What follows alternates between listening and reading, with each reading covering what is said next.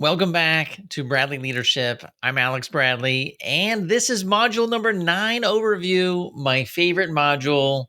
They're all my favorite. Number 9 is how to be an effective listener, right? How to be an active listener. What does it mean to be a great communicator? Specifically, listening, right? There's several aspects to communication, and I love communication. In fact, I would say that ultimately, out of all of these modules, communication is one of my passions and really what I really enjoy to teach. And part of communication is that it's a two-way street. And as a great leader, it's really important that we take the time, the effort to truly listen to those whom we lead. And when you say you're an active listener, it means that you're listening to understand, not just to get to the end of the conversation, right? Have you ever spoken to somebody and you can look in their eyes and you can tell they're not really listening to you, but they just can't wait for you to stop so they can say their part? We need to do the opposite.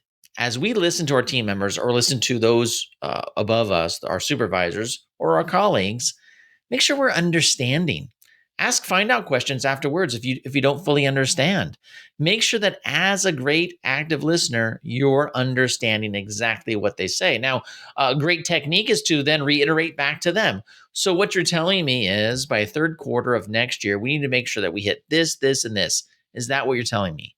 Yes, it is. Wonderful. Again, communication is a two-way street. It's not just about broadcasting a certain amount of information out. It's about making sure that those who receive that communication understand it. Two ways. Another way to be a great listener or a great communicator is that when leading your team, make sure that your team understands in multiple facets. I like to use the rule of threes. Always communicate in three ways, something that's very important to your team. So maybe verbally, via text, and via memo. Three ways. Maybe it's an email, maybe it's a verbal, maybe it's a Teams note. Let's make sure that our teams understand that communication is two ways. If you have an important one-on-one with somebody, make sure that you send them an email, follow-up email. Hey, this is what we talked about. Do you agree? Do you understand? Ask them to send back a confirmation that they fully understand what you were talking.